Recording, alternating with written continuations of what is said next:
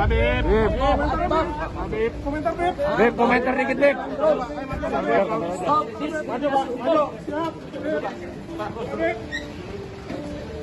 Udah, wes. Baik, saya lanjutkan.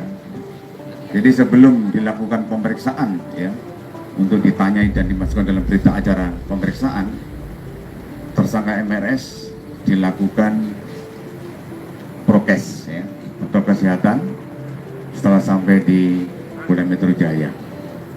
Ya tentunya nanti kita cek, sudah kita lakukan berkaitan dengan cek COVID, kemudian tensi, dan kemudian gula darah, kita lakukan pemeriksaan semua.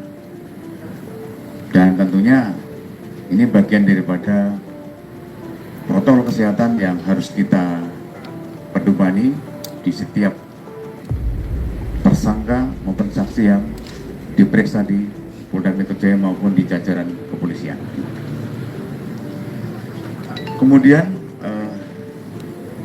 pada pemeriksaan juga hak-hak sebagai tersangka juga kita berikan. Yang pertama adalah didampingi oleh pengacara maupun ataupun penasihat hukum.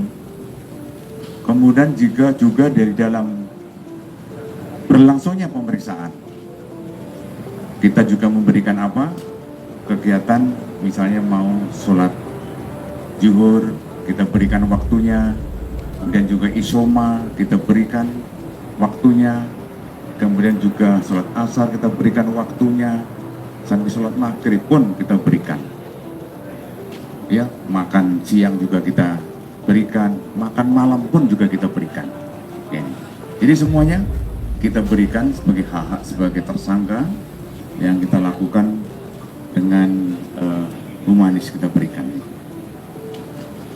Kemudian di dalam pemeriksaan penyidik memberikan 84 pertanyaan yang ditanyakan kepada tersangka MRS. Jadi mulai jam 11.30 dan tadi selesai jam 22.00, dan kemudian setelah selesai diperiksa tentunya dari penyidik membacakan kembali daripada berita acara tersebut, dan kemudian ada beberapa yang diperbaiki atau ditambahi oleh tersangka. Jadi kita melayani dengan baik, kita layani apa-apa saja yang menjadi kekurangan daripada jawaban ya tersangka di dalam berita acara pemeriksaan. Kemudian tersangka MRS kita tahan, kita lakukan penahanan oleh penyidik itu dimulai tanggal 12 bulan 12, artinya tanggal 12 Desember 2020 selama 20 hari ke depan. Jadi sampai tanggal 31 Desember 2020. Alasan penahanan ada dua, yaitu objektif dan subjektif. Untuk objektif, ya ancaman di atas 5 tahun. Kemudian yang subjektif, kenapa dilakukan penahanan?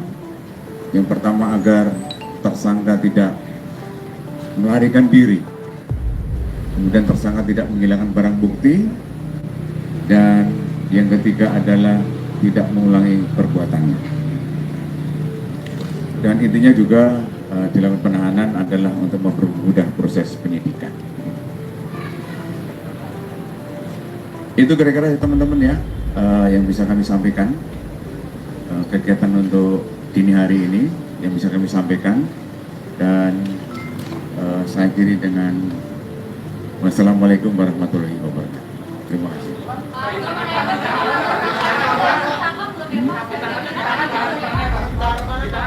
Ditahan di rutan, ditahannya ya di rutan Polda Metro Jaya di narkoba. Ya. Oke. Gimana? Kenapa maksudnya apa? Maksudnya itu Sudah ada yang diperiksa belum, Pak? belum ya, tapi sudah disampaikan sama Kabid Humas apa? Ada 2 gitu. ada dua, yaitu menyerahkan diri atau dicari. Tapi kita tunggu.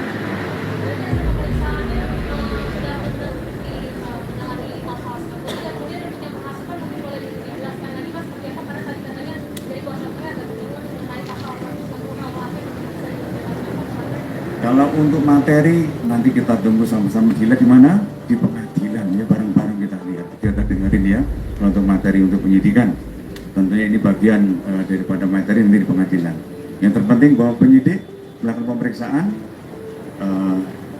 apa yang disangkakan kita lakukan, kita tanyakan kepada yang bersangkutan. Gimana? Ya.